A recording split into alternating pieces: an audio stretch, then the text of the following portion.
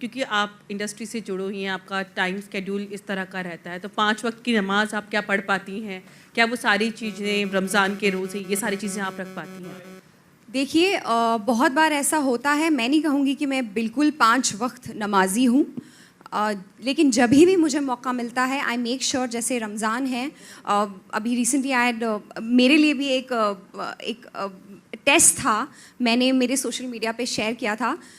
کبھی کبھی ایسا بھی ہوتا ہے کہ آپ کچھ لوگوں کو ایسا لگتا ہے کہ آپ شیئر کرتے ہیں تو شاید ایک دکھاوا ہے یا کچھ ہے. نماز پڑھنا ہر مسلمان کے لیے فرض ہے.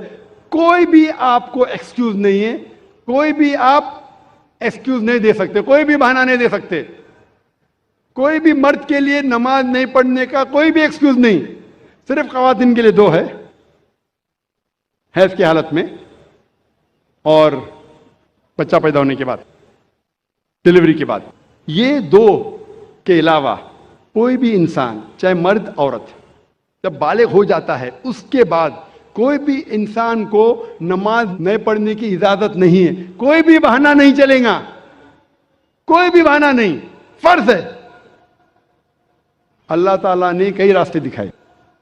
اللہ تعالیٰ فرماتے ہیں سورہ مائدہ میں سورہ نمبر 5 آیت نمبر 6 اور سورہ نساء سورہ نمبر 4 آیت نمبر 43 میں کہ اگر پانی نہیں ہے تو اپنا ہاتھ مٹی پہ ڈالو اور تیمم کرو. اگر وضو کرنے کے لیے پانی نہیں, تیمم کی اجازت ہے. مٹی پہ ہاتھ ڈالو, منہ پہ ہاتھ پھیرو, ہاتھ پہ وضو ہو گئی. آپ بہانہ نہیں کر سکتے کہ پانی نہیں اس لیے میں نماز نہیں پڑھ سکتا ہوں. پانی نہیں تو تیمم کرو, نماز پڑھنا فرض ہے. اکثر ہم دیکھتے ہیں, میں کہتا ہوں میرے مسلمان بھائی سے, بھائی صاحب نماز پڑھو. نہیں میں وضو میں نہیں ہوں. ارے وضو میں نہیں ہو تو وضو کرو. نہیں وہ کیا ہے, میں جا رہا تھا نا تو وہ سڑک پہ چھینٹے پڑے تو میری قمیض گندی ہو گئی. ارے گندی ہو گئی تو دھو. بہانے مسلمان بہانے بناتے. پوچھیں گے نہیں ذرا میری حالت صحیح نہیں ہے اس لیے نماز نہیں پڑھنا چاہتا ہوں. وضو نہیں تو وضو کرو. اگر کپڑے گندے ہو گئے تو کپڑے دھو. اگر نہانے کا ہے تو نہاؤ, لیکن نماز پڑھو. اس معاملے پہ ایک شاعری آپ میں پیش کروں گا. پھر سے غلطی ہو تو معاف کرنا. پڑھی تھی میری نماز جنازہ بھی اوروں نے, پڑھی تھی میری نماز جنازہ بھی اوروں نے, پڑھی تھی میری نماز جنازہ بھی اوروں نے. مرے تھے جن کے لیے وہ وضو کرتے رہ گئے. مرے تھے جن کے لیے وہ وضو کرتے رہ گئے. جس کے لیے ہم محنت کرتے ہیں وہ اپنے وضو کے اندر ہی رہ گئے, نماز کے لیے نہیں آئے. یہ شاعر نے کہا تھا وہ لوگ کے لیے جو احسان فراموش ہے. اس سے بڑا احسان فراموش کون ہو سکتا ہے جو اللہ نے ہمیں اتنی عزت دی, ہمیں اتنے نعمتیں دی اور ہم اس کا شکر ادا نہیں کرتے, نماز بھی نہیں پڑھتے, بہانے نکالتے. اللہ تعالیٰ فرماتے ہیں سورہ نساء میں سورہ نمبر 4 آیت نمبر 101 میں کہ اگر آپ سفر کر رہے تو آپ نماز کم کر سکتے, آپ قصر کر سکتے. اگر آپ سفر کر رہے ہیں تو ظہر, عصر اور عشاء کے 4 رکعت آپ 2 رکعت کر سکتے. اللہ نے آپ کو آسانی فرمایا ہے. آسان کرنے کے لیے جب آپ سفر کر رہے آپ آدھی کر سکتے, 4 رکعت کو 2 رکعت کر سکتے. اللہ تعالیٰ فرماتے سورہ نساء میں سورہ نمبر 4 آیت نمبر 102 میں کہ اگر جنگ کی حالت میں آپ ہے, اللہ کے رسول سے فرماتے اللہ پھر بھی نماز پڑھو. آپ ایک گروہ کو لو اور اپنے ہتھیار کے ساتھ نماز پڑھو اور دوسرے گروہ کو احتیاط برتنے کے لیے رکھو. آپ کی نماز جب پوری ہو جائیں گی تو پہلی گروہ گارڈ کرے اور دوسری گروہ نماز پڑھے. آپ سوچ سکتے ہیں کہ جنگ کے حالت میں, جہاد کے حالت میں, جو جان خطرے میں, وہاں بھی نماز کو چھوڑنے کی اجازت نہیں ہے. آپ کی جان خطرے میں, نماز کا وقت ہو گیا, آپ نہیں کہہ سکتے ارے بھائی میں جہاد کر رہا ہوں, لڑ رہا ہوں, ابھی کیا نماز پڑھوں. जिहाद की हालत में भी नमाज पढ़ना फर्ज है। एक ग्रोह नमाज पढ़े हथियार के साथ, दूसरा ग्रोह देखभाल करे कि कोई दुश्मन हम पे हमला ना करे। पहला ग्रोह नमाज पढ़ के फारिग हो जाएगा, दूसरा ग्रोह नमाज पढ़े और पहला ग्रोह देखभाल करे कि कोई हमला ना करे। अगर आपको हथियार उठाने को मुश्किल पेश आ रही है या बारिश है तो आप हथियार को नीचे रख सकते, लेकिन फिर भी एहतियात बरतो, शायद दुश्मन आप पे हमला करे। जंग की हालत में जब नमाज तर्क करने की इजाजत नहीं है, नमाज छोड़ने की इजाजत नहीं है, तो आप सोच सकते कोई भी बहाना नहीं चलेगा नमाज नहीं पढ़ने के लिए। अल्लाह ताला फरमाते कुरान मजीद में सूरह बकरा में सूरह नंबर 2 आयत नंबर 239 में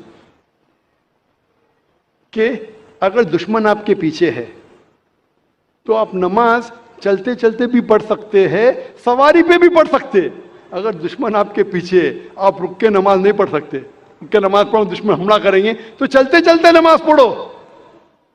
सवारी पे, ऊंट पे, गाड़ी में नमाज पढ़ सकते, लेकिन जब आप महफूज जगह पे पहुंचो तो फिर आप जिस तरीके से अल्लाह के रसूल ने फरमाया उस तरीके से नमाज पढ़ो।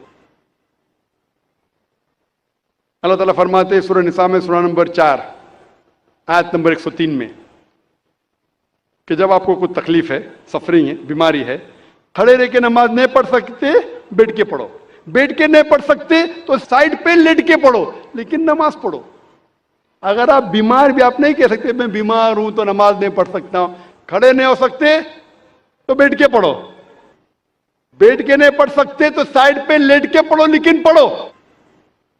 अल्लाह के रसूल फरमाते सही बुखारी में जिल्द नंबर 2 हदीस नंबर 218 में एक शख्स जिसको हेमोरॉइड्स होता है, पाइल्स होता है, वो आता अल्लाह के रसूल के पास, और अल्लाह के रसूल फरमाते कि अगर आप नमाज खड़े होकर नहीं पढ़ सकते तो बैठ के पढ़ो, बैठ के नहीं पढ़ सकते तो कम से कम साइड पर लेट के पढ़ो। अल्लाह फिर से पैगाम दोहराते सूरह अल इमरान में सूरह नंबर 3 आयत नंबर 191 में कि आप अल्लाह को याद करो, नमाज पढ़ो खड़े होके, बैठ के, साइड पे लेट के। नमाज नहीं पढ़ने का कोई भी बहाना नहीं चलेगा, नमाज पढ़ना फर्ज है।